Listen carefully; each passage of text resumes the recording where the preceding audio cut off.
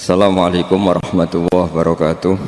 Bismillahirrahmanirrahim. Ini cerita ya, sebenarnya saya di sini tuh lama sekali sama Profesor Zaini. Saya mau curhat tentang seni ya, seni memaknai Quran. Ada ulama yang cari aman, jadi kalau nafsir Yasin, Alif Lam Mim ya wallahu a'lam. Dan itu bagus karena ya siapa yang nggak tahu kalau wallahu a'lam. Ada yang nekat itu nebak-nebak, A itu apa, lam itu apa, mim itu apa. Ini ya tepak-tepakan, bisa dianggap klenik, bisa dianggap dukun. Tapi dari sekian tafsir itu, saya cenderung ngikuti teori umum bahwa andaikan Anda orang Indonesia, kalau mau menjelaskan anak-anak, ini saya beri penjelasan A sampai Z. A, B, C, D gitu. Jadi memaklumatkan bahwa kita akan mengkaji itu secara tuntas. Mungkin dalam kultur kita, wis tak terangno A sampai Z. Wis tak delok mulai rambut sampai sikil. Sudah saya lihat mulai rambut sampai kaki. Nah, jadi itu ibaratun anil idhah bikullil wuduh. Jadi itu dianggap penjelasan yang begitu detail. Sehingga Alif Lam Mim itu ya dianggap kayak pokoknya Quran ini menjelaskan ABCD. Itu mukhatabnya, itu pasti paham maksudnya demikian. Terus kedua menyangkut apakah yang dingendikakan Allah, yang difirmankan Allah itu mewakili atau kuliah? Kuliah itu mewakili totalitas. Misalnya begini, kalau kita nikah sama perempuan, misalnya namanya Sri gitu, bisa saja punya adik namanya Dwi, atau punya mbak namanya Dwi. Lama-lama kadang misalnya kita nyesal sebagai manusia, kok cantik adiknya itu, atau cantik mbaknya itu. Kemudian Islam melarang wa antasma'u binal ukhtaini, kamu tidak boleh menikahi dua bersaudara secara langsung. Tapi itu pun kalau kamu anggap sebagai panduan hukum itu bahaya. Karena melahirkan pertanyaan, gimana kalau ponakan dan buliknya? Jadi kita nikahi Sri, buliknya masih cantik, terus kita nikahi juga, boleh enggak? Sebab itu zaman Rasulullah SAW ketika baca ayat wa antasma'u binal ukhtan, zaman itu Nabi menambahkan, juga kamu enggak boleh nikahi perempuan plus buliknya. Sehingga wa antasma'u binal ukhtan itu dianggap ibaratun an hurmatil jam'i bainal mahromen, itu dianggap pelarangan menikahi dua perempuan yang ada unsur apa? Mahram. Lalu pertanyaannya, kenapa Allah hanya menyebut dua saudara? Karena yang potensi masih sama-sama cantik ini dua saudara. Jadi Allah tidak perlu melarang wa antasma'u bainal mar'ati wa jaddatiha. Karena kalau itu kan orang-orang agak-agak waras kan kira-kira gitu, masa tertarik cucunya karena umur 17 juga tertarik mbahnya yang 80 tahun, kira-kira ndak usah dilarang juga nggak kepikiran kan gitu. Tapi kalau saudara kan kepikiran. Makanya banyak kalau mbaknya mati, wong Jawa itu ngeduni, mbaknya meninggal terus nikah adiknya. Kadang adiknya meninggal juga nikah adiknya lagi. Itu kalau orang tuanya masih nekat bisa habis anaknya. Saya pernah punya teman tuh mbaknya dinikahi mati, nikahi lagi adiknya mati. Lu adik ketiga mau dinikahkan lagi. Saya tantang itu habis anak kamu kalau gitu.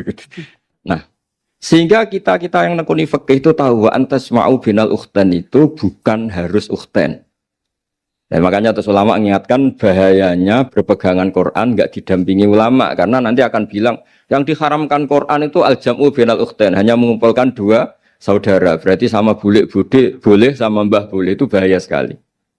Karena memang zaman itu Nabi hanya menambahkan wala binal mar'ati wa ammatiha wala binal mar'ati wa kholatiha, juga enggak boleh menikahi perempuan plus bulik baik dari bapak maupun bulik dari apa? Ibu. Nabi zaman itu tidak menambahkan wala binal mar'ati wa jaddatiha karena dikira itu normalnya orang pasti tidak kepikiran nikah perempuan plus mbahnya karena umurnya pasti terpaut jauh. Kemudian ada lagi misteri tafsir yang pasti ulama itu beda. Misalnya begini. Dalam cerita-cerita karomatul aulia dan kita yang nekuni ilmu itu kita percaya lah. Soal yang nggak percaya ya monggo, ini karena tidak tek Quran dan hadis. Ketika seorang Nabi Muhammad SAW di alam arwah, karena di hadis Mi'raj Nabi juga sering ketemu para nabi, di antaranya ketemu Nabi Musa, ketemu beberapa nabi. Itu hadisnya sahih bahwa Nabi sering ketemu para nabi di alam arwah. Dan ini punya efek di kitab tafsir nanti. Ada ayat tentang pertemuan Nabi Muhammad SAW dengan Nabi Musa.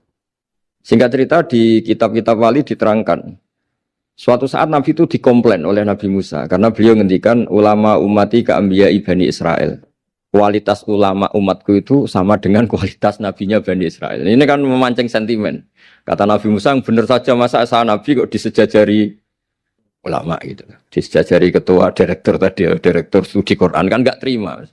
Masa saya nabi setara dengan LC MUI kan nggak terima. Dan itu menurut saya bagus Nabi Musa nggak terima itu. Saya sendiri juga nggak terima gitu. Akhirnya buktinya apa? Dalam cerita wali itu dipanggillah Imam Ghazali. Di cerita wali itu kata Imam Ghazali, nama kamu siapa? Ana Muhammad bin Muhammad Al-Ghazali At-Tusi Asy-Syafi'i. Jawabnya panjang sekali. Ana Muhammad bin Muhammad Al-Ghazali At-Tusi Asy-Syafi'i. Terus Nabi Musa, loh saya tanya nama kamu cerita bapakmu, mbahmu, madhabmu, daerah kamu. Terus kepanjangan, tanya nama kok ngomongnya panjang. Kata Nabi Musa, kata Imam Ghazali, Anda juga gitu di depan Allah yang hanya tanya wa ma tilka biyaminika ya Musa. Anda jawabnya kepanjangan qala hiya asaya atawakkau 'alaiha wa husyubiya ala ghanami wal yafiha ma'aribu ukhra. Padahal Allah hanya tanya yang dibawa kamu oleh tangan kanan itu apa Musa? Ini tongkat saya Gusti, tak pakai gini, tak pakai gini, tak pakai gini. Masih ada dan lain-lain wal ya ma'aribu ukhra dan masih banyak kepentingannya. Akhirnya Musa itu sadar. Ini di depan Allah yang maha tahu. Itu aja engkau beri penjelasan berlebih. Apalagi saya depan jenengan.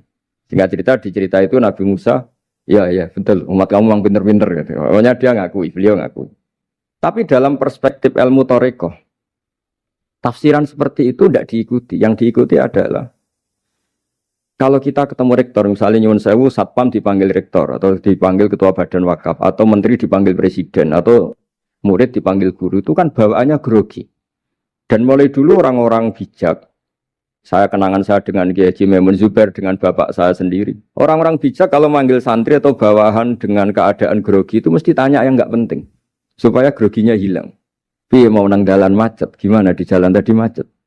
Gimana di daerah kamu musim apa? Setahu saya ulama-ulama top atau rektor atau siapa saja kalau yang bijak, pasti nanya anak buah itu yang nggak penting dulu. Gimana lancar di perjalanan, datang jam berapa, sehat-sehat saja. Karena bawahan itu takut. Nah, ketika Nabi Musa ini takut, Allah itu ngikuti sunnahnya manusia. Kalau takut ya jangan tanya yang penting dulu. Kamu bawa apa? Ya dijawab, saya bawa tongkat Gusti. Jadi itu sebetulnya hanya ilmu psikologi. Bahwa kalau orang takut itu ya ditanya yang ringan-ringan. Lagi-lagi ini ilmu.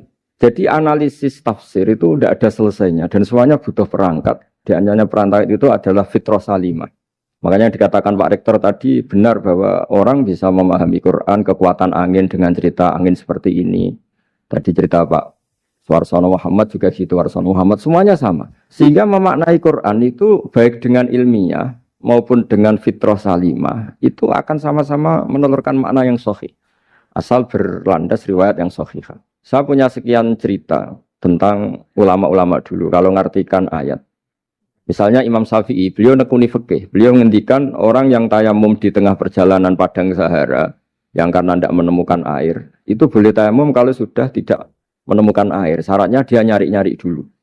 Nyari-nyari dulu. Jadi ditanya, kenapa harus nyari-nyari dulu padahal ini di padang pasir? Jawabnya Imam Syafi'i itu sederhana. La yuqalu liman lam yatlub lam yajid, wa innama yuqalu lam ya'rif. Allah itu ngendikan falam tajiduma'an, kemudian Anda tidak menemukan air. Di mana-mana tidak menemukan itu setelah mencari. Kalau tanpa mencari namanya lam ya'rif, tidak tahu. Ketika Allah ngendikan falam tajiduma'an, artinya harus ada sabkut tolab, harus mencari-cari dulu, baru menyimpulkan tidak menemukan. Jangan langsung tayamum tanpa mencari-cari. Karena Allah ngendikan falam tajiduma'an, kemudian kalian tidak menemukan air.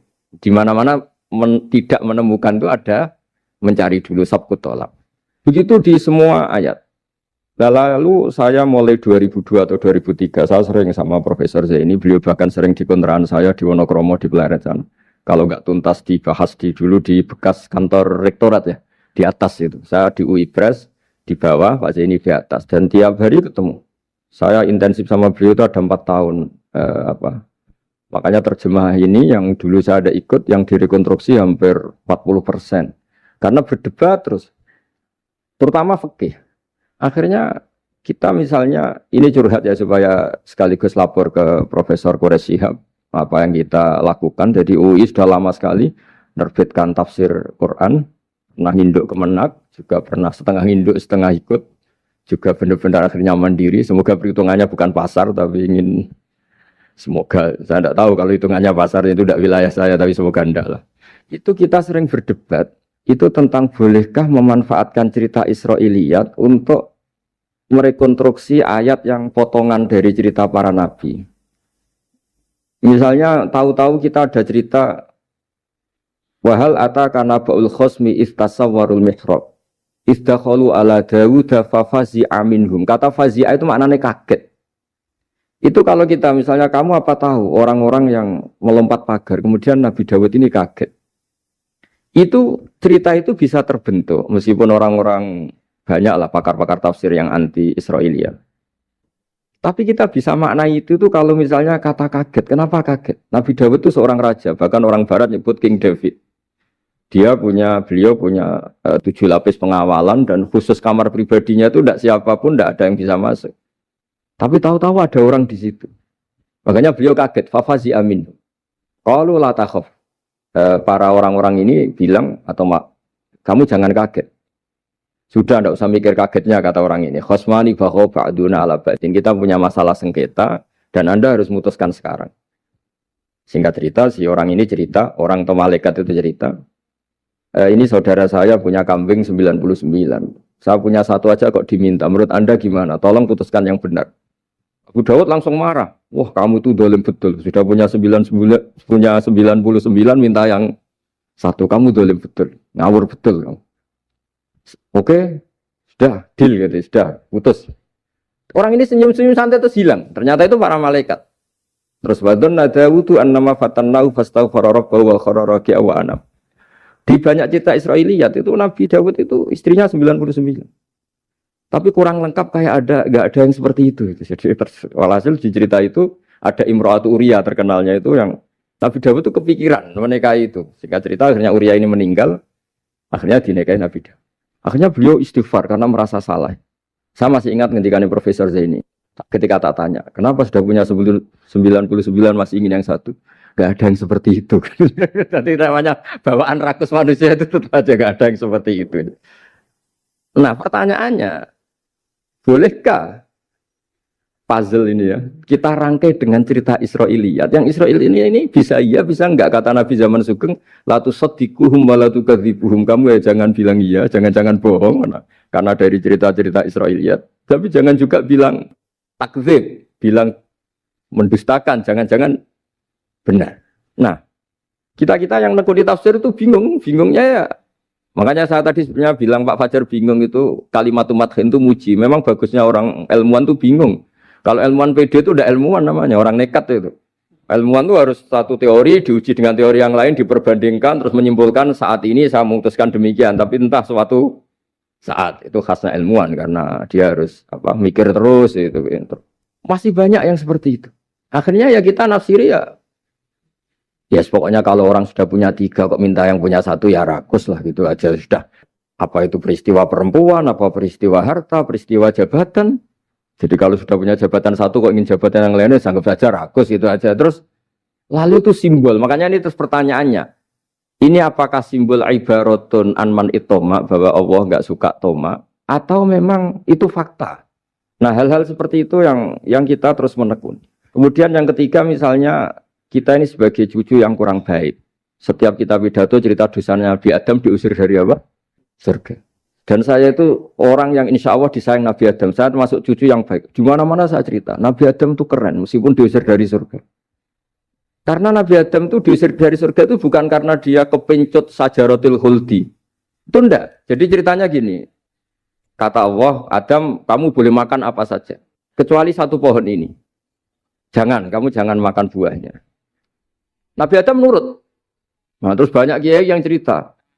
Gara-gara dirayu istrinya. Terus akhirnya cerita. Jenenge wong lanang, pekampesane wong wedok. Kata istrinya, Tuhan yang bener aja. Masa semuanya boleh kok. 1 aja gak boleh.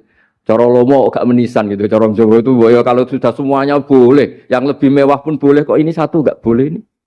Paling itu iseng maksudnya. Sudahlah dicoba aja. Nah karena Nabi Adam itu merasa gak nyaman. Ada yang diredaksikan fa'akala. Fa'akala itu makan. Tapi kalau makan tidak juga karena nggak nekat, karena beliau merasa tidak nyaman. Makanya sebagian diredaksikan dzaqo. Dzaqo itu ngicipi saja karena nggak nyaman. Sehingga lafat akala dimaknani dzaqo, dzaqo juga dimaknani akala dalam konteks ini. Tapi di tafsir Ibnu Katsir diterangkan, kata kuncinya itu bukan di akala atau dzaqo, tapi waqa sama huma inni lakuma laminan nasihin. Jadi Nabi Adam itu ketemu iblis, setan. Terus iblis ini bilang, wallahi demi Allah, larangan itu sudah dicabut dan sekarang Anda boleh makan itu. Atau apalah sumpahnya iblis merayu itu. Ketika Allah tanya, ya Adam kenapa kamu makan sajaratul khuldi padahal sudah saya larang. Ini hebatnya Nabi Adam. Waqa sama huma. Wa izzatika ya Rabbi ma adzunnu anna ahadan yaklifu bika kadiban. Wa izzatika ya Rabbi ma adzunnu anna ahadan yaklifu bika kadiban. Misalnya saat kita punya teman yang biasa bohong dengan kita. Oke, biasa bohong kita tidak percaya. Tapi kalau teman itu bilang gini, kamu dipanggil rektor. Misalnya saat santri kamu dipanggil Mbah Maimun. Bawaannya orang takut karena bawahan tadi. Itu pasti tidak ngecek lagi. Meskipun yang cerita ini orang bohong, biasa bohong. Tapi ini dipanggil rektor, dipanggil ketua badan wakaf, ketua yayasan badan wakaf. Kan pikirannya tuh, waduh, mendingan coba-coba lah daripada bawaannya itu mesti tidak mikir langsung. Nah, ketika nama engkau disebut ya Allah, ketika nama engkau disebut, wawahi saya ini benar kata iblis. Saya tidak kepikiran, wa izzatika ma adzunnu anna ahadan yahlifu bika kadziban. Saya tidak pernah mengira ada seseorang atau makhluk siapapun yang ketika menyebut engkau kemudian dia bohong. Mencatut nama presiden itu buat orang fasik kan ya takut. Nyatut nama rektor buat orang nakal pun takut. Apalagi ini nyatut nama Allah. Ini Allah sudah bilang kamu boleh makan ini. Barokahnya jawaban itu sumastabahu rabbuhu fataba ali wahada. Nabi Adam saat itu juga jadi al-mujtaba. Dia orang pilihan. Ya, ini saya termasuk cucu yang baik karena meneruskan cerita sampai sempurna ini. Jadi mohon para kiai, para balik yang cerita Nabi Adam dosa itu mohon tobatlah. Kasihan tuh mbah kita, wanu ceritakan dosa nih. Dosa kalah beong wedok semacam-macam lah itu kasihan. Bacanya harus urut. Wa aso adamu rabbahu fahuwa tapi sumajtabahu rabbuhu fataba alaihi wahda. Jadi lengkap lah. Jangan cerita dosanya tok terus disimpulkan. Mbah kita aja dosa apalagi kita sudah salah. Ngambil dalil dipakai justifikasi gitu. Nah, hal-hal seperti ini itu kita sering debat sama Pak Zaini ya, debat-debat ilmiah karena kita yang ada ayat potongan-potongan tadi itu tidak bisa merangkai kalau tanpa memanfaatkan dengan tanda kutip itu memanfaatkan kisah-kisah Israiliyah karena bawaannya ini panjang. Saya beri contoh lagi. Kalau bal sawatat lakum anfusukum. Misalnya Nabi siapa bawanya Nabi Ayub, Nabi Yusuf, Nabi Yakub. Nabi Yakub itu dirayu oleh anak-anaknya. Sudahlah Yusuf itu kita ajak main. Singkat cerita walhasil karena mereka punya niat buruk, Nabi Yusuf itu dibuang di di sumur. Kemudian mereka datang waja'u abahum isya ayyabkun. Qalu ya abana inna dhahabna nastabiqu wa tarakna Yusufa inda mata'ina fa akalahu dhib. Ya kita ini main, Bah. Tapi ketika di hutan, kemudian Yusuf dimakan serigala. Dan mereka pura-pura nangis. Wajah wabahum isya ayyabkun. Dia datang pura-pura nangis.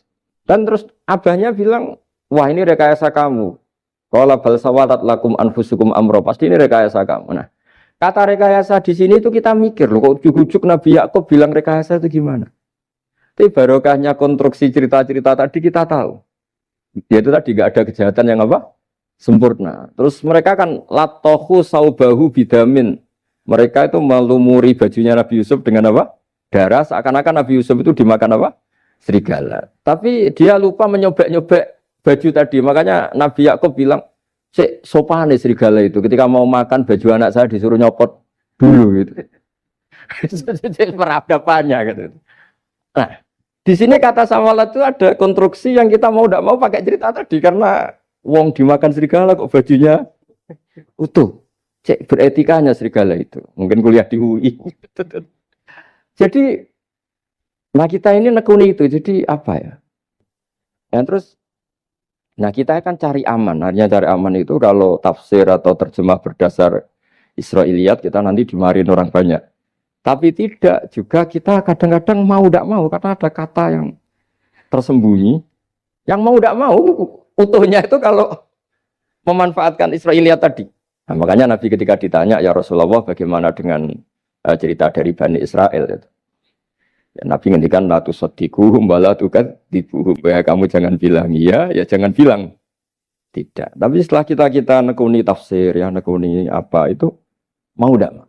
Yang terakhir sebagai matur kita ke Profesor Dr. Quraish Shihab, masalah fikih terutama yang mendesak. Quran itu kalau cerita fikih itu kan belum dibabkan dulu ya. Misalnya at-thalaqu marratan, cerai itu ya hanya 2. Cerai hanya 2 ini kan kita jadi bingung karena taunya kita cerai itu sampai apa? 3. Akhirnya mau tidak mau kita membuat taksisul fikih, dasaran fikih. At-thalaqu marratan ayat tolak sing yasihur rujuk, tolak yang boleh rujuk. Itu 2. Namanya roj'i. Kalau tolak ini roj'i wa bu'ulatuhunna ahaqqu biratihinna, di masa iddah suami tadi maling berhak rujuk. Artinya orang lain enggak berhak karena ini masih fi hukmi zaujiyah. Dia masih dihukumi seorang apa? Istri. Nah, baru fa in talaqaha fala tahillul lahu min ba'du hatta tankiha zaujan ghairah. Ini yang terus kemudian orang fikih menyebut tolak bain, yang kalau itu terjadi si istri ini tidak halal bagi mantan zaujnya kecuali sudah dirasakan orang apa? Lain. Jadi terus kita ini mikir hatta tankiha zaujan ghairah itu ukurannya nikah itu apa? Mayoritas ulama bilang ukurannya nikah bukan sekedar akad, tapi sudah dirasakan orang lain. Sudah ada hubungan intim. Memang harus bahasa vulgar ya, karena ini fikih. Ben kapok cara Jawa, oleh nalak tenanan, jebule ape balik, bojone dirasakno wong liya. Kadang mukhalil ini kebablasan, nggak mau ngelepas. Padahal dia kadang mukhalil order, tapi kalau cantik terus menarik kan dia nggak mau lepas. Nah pertanyaannya itu kan, tapi ada mazhab yang meskipun syad, yaitu yang mengatakan ya hanya akad sudah sah. Tapi itu di coro bahasa sekarang dibully banyak ulama, disalahkan. Wong tujuannya itu bikin jera, kok hanya akad kan tidak jera. Jadi mukhalilnya hanya akad, setelah akad nanti menceraikan itu sudah cukup. Itu disalahkan banyak ulama karena ketika peristiwa itu terjadi pada istrinya Rifa al-Quradi, jadi di hadis itu ya vulgar. Ya Rasulullah, saya ini istrinya Rifa al-Quradi. Kemudian dia mencerai saya, fabat tato lagi, tolaknya sampai habis. Kemudian saya nikah sama Abdurrahman bin Zabir. Di hadis ini bukan bacanya bukan Zubair tapi Zabir. Abdurrahman bin Zabir. Tapi orang Arab itu ya agak-agak vulgar. Wa inna ma ma'ahu mislahud batis saw. Tapi alat kelaminnya tuh kiwir-kiwir. Nabi saya tidak mau. Terus Nabi tertawa-tawa di hadis itu ya, kalau sama tertawa ini sudah sunnah Rasul, karena mas di hadis itu fatabas sama dohikan. Nabi itu tertawa sampai coro Jawa guyu ngakak. Fatabas sama dohikan, bukan fatabas sama mutabut. Tapi di semua teks hadis fatabas sama dohikan. Nabi tertawa-tawa. Kamu ingin ya sama suami kamu yang pertama. Terus Nabi ngendikan la, kata hatta yadzuqa usailataki wa tadzukina usailata. Enggak, sehingga kamu merasakan dia dan dia merasakan kamu. Sehingga ulama mengatakan hatta tankiha zaujan ghairah adalah sampai hubungan suami istri untuk menjadi mukhalil yang, maksud saya di sini juga matur sama rektor sama ketua badan wakaf ini enggak gampang ngamanati jadi direktur. Makanya Pak Fajar minder itu sudah benar. Mendingan noto sandal dari kanan jadi kiri, kiri jadi kanan gitu. Karena PR-nya itu besar dan nanti diaudit. Apalagi kalau dapat gaji lebih besar lagi. Makanya ini kalau bisa Pak Rektor, Pak Badan Wakaf ini nggak usah digaji supaya hisapnya ringan. Sudah keliru dapat uang kan berat hisapnya. Ya dulu tanya Profesor Zaini, bertahun-tahun saya kerja di itu nggak kepikiran gaji, sampai sekarang nggak kepikiran. Pak Zaini tahu kalau saya ikhlas. Saya bilang, kok ada orang ikhlas apa? Saya ini anak kiai, cucu kiai, ajaran paling pokok ya ikhlas. Sebetulnya bukan ikhlas banget, karena kalau digaji kok salah itu hisapnya berat. Ya salah dapat gaji. Jadi mohon ini dipakai percontohan pertama. Ya ini kan kita saudara semua, rileks saja lah. Dipakai percontohan apa? Pertama ada direktur studi apa Pak On tambah apa? Tambah gaji ya. Tambah follow sih kata ketua DPPAI ini ya. Jadi ini semua matur kita ke Profesor Quraish Shihab supaya beliau nanti bisa ngendikan. Saya termasuk orang yang sangat menghormati beliau dan insya Allah nanti saat tanggal 6 April atau apa juga mau sowan beliau. Dan beliau juga sering curhat, saya juga sering baca tafsir Al-Misbah beliau di Muqaddimah. Dan rata-rata ya curhat. Mau tahlili efeknya gini, mau maudhu'i. Tapi karena memang Kita ngadepin teks yang umurnya sudah hampir berapa? 1000 berapa Pak Tamji? 1400 berapa? Ya sekitar 1400 berapa. Tapi tadi makanya kan kita kalau nerjemah terus saya di antara yang saya usulkan ke Profesor Zaini saat itu, saya mau ikut tim asal ada catatan kaki, terus ada beberapa tambahan catatan kaki supaya tadi wa antas mau binal ukhten itu kalau kita misalnya kita kembali ke Quran hadis, Quran saja.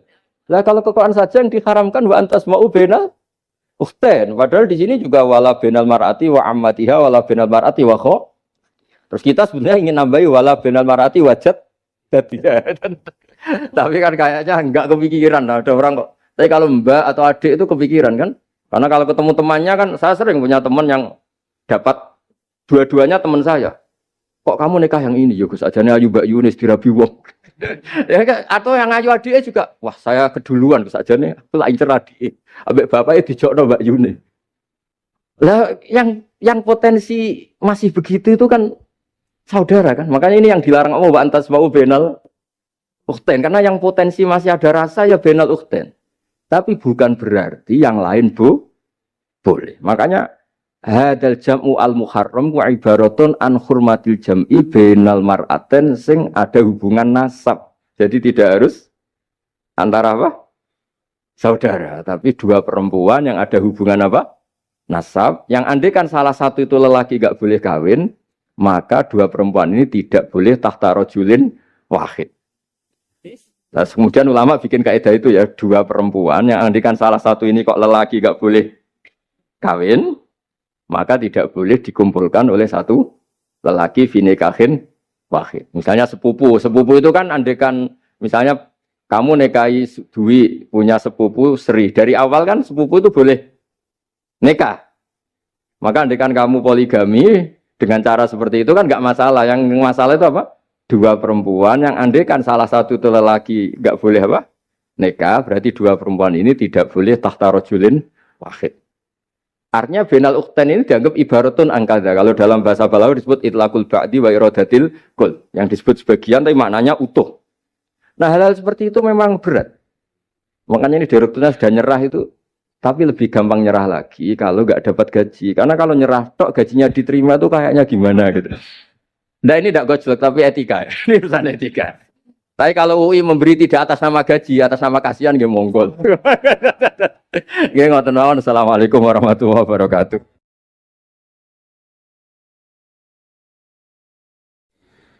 Kula badhe cerita menawi elek kula mboten ngertos mergi tuwa kula umure.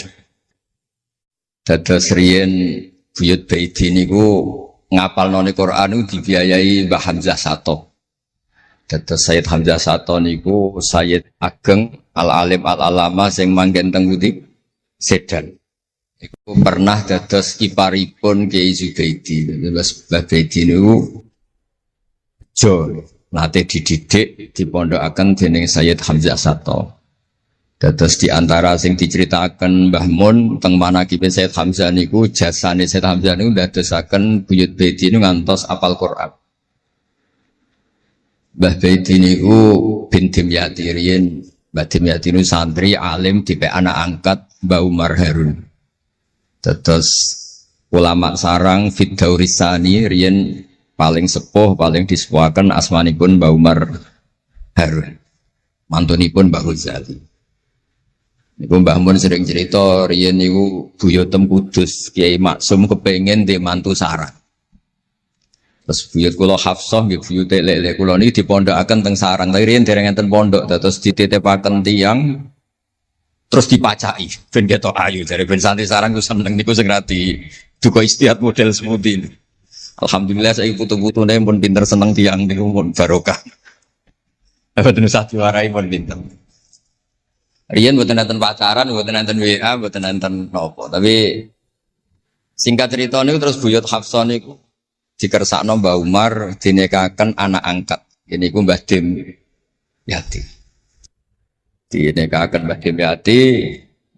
Kiai-kiai Kudus itu ceritane niki ceritane ora pati trimo mergi Mbah Dim Yati itu tiang Banjar. Walhasil ngantos dites. Riyen niku mentolo calon mertua ngetes mantu niku mentolo kan maca kitab iso ta ora. Terus Cara dukun itu mandi ta ora anu rek dites iku mentolo mertua riyen ora dikaco jan riyen. Asane kan mboten mentolo. Pergi khawatir nak alim mantune malah isen. Lah kata tiang-tiang ngeten iki mek mantu santri terus ngetes pinter mantune no.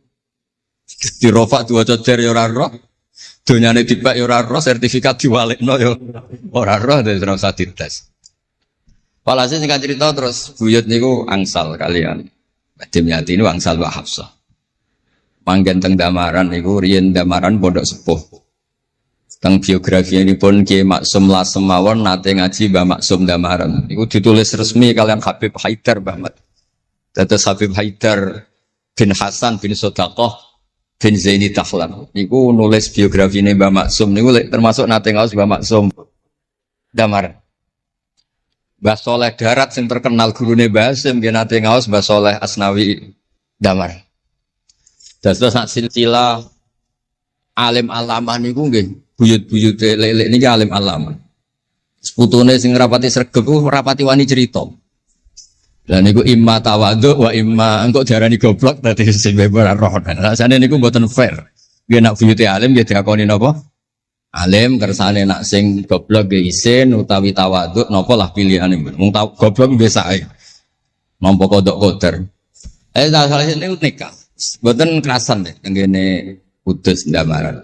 Mboten kerasan. Niku sing akhire tenggene balokan mriku tenggene Karas terkenali cerita niku buyut niku gadah Mbak Yu sing pun manggen teng mriku. Mbah Dim niku soal hasil manggen teng balokan niku tenggene Karas.